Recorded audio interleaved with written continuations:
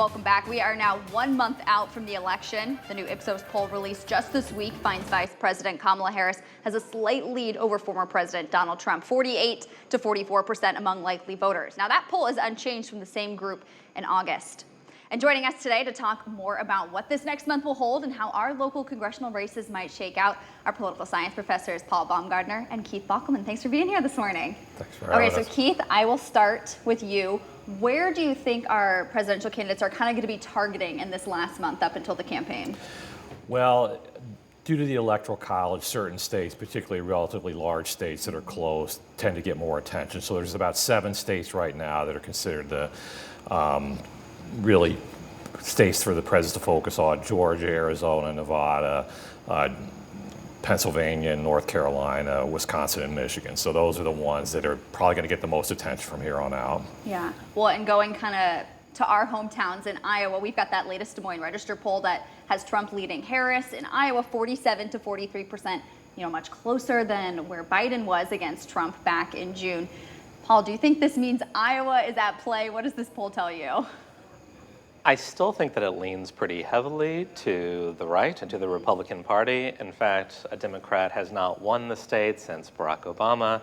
And if you look at how President Trump did in Iowa, both in 2016 and 2020, these were not close races, right? So I do think it's the case that Kamala Harris has narrowed the margin, but I still think it likely that that 4%, 5% margin stays stable, but it also depends on turnout, right? So this is the name of the game come November.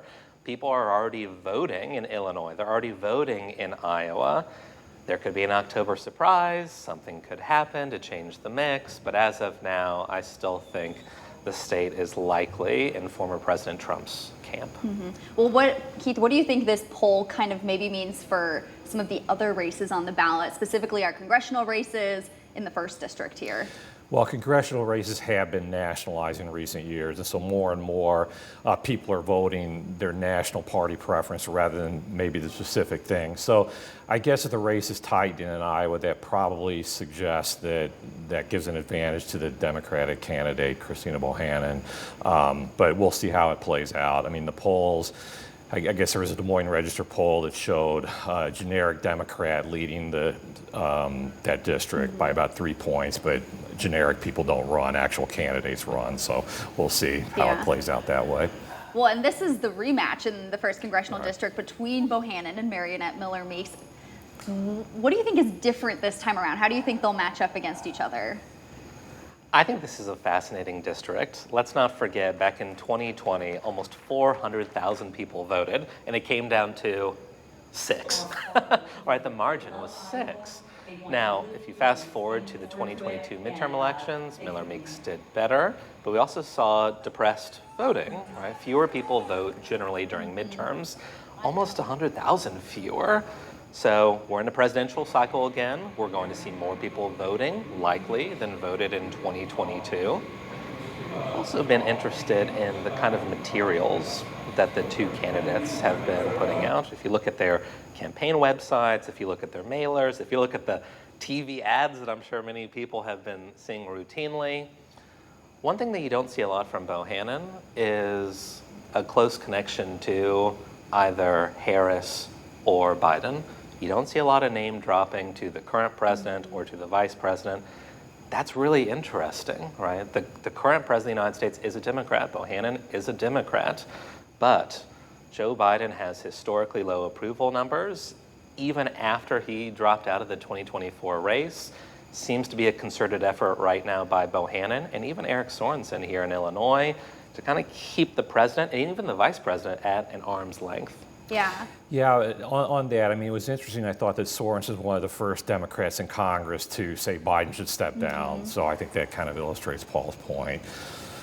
Well, I wanted to talk more about the Illinois side. The 17th congressional district hasn't been held by a Republican in several years, but the last 2 races, both Sherry Bustos and Sorensen only beat Esther Joy King by about 4% of the votes. How do you think he will shake up against Joe McGraw, and what advantages do they hold in their areas? Well, I think kind of off of what Paul had said earlier, probably being a presidential election year is to Sorenson's advantage.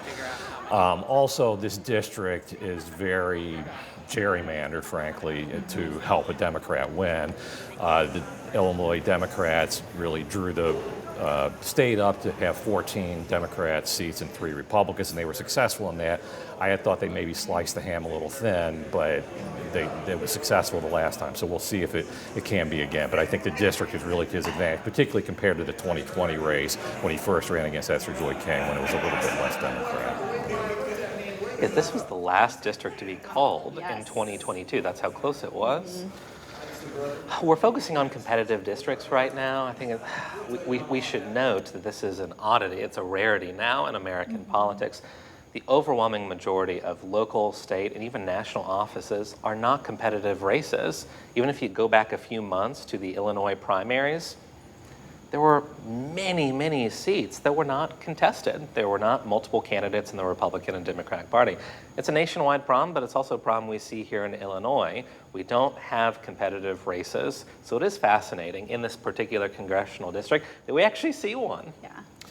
I mean, the other thing that struck me a little bit about Sorenson's approach is that it's a little bit back more toward the old-time approach of members of Congress saying, this is what I've delivered for the district. So he's talking about, I'm cleaning up the water, I'm bringing stuff, roads, and this police training facility in the Rockford area.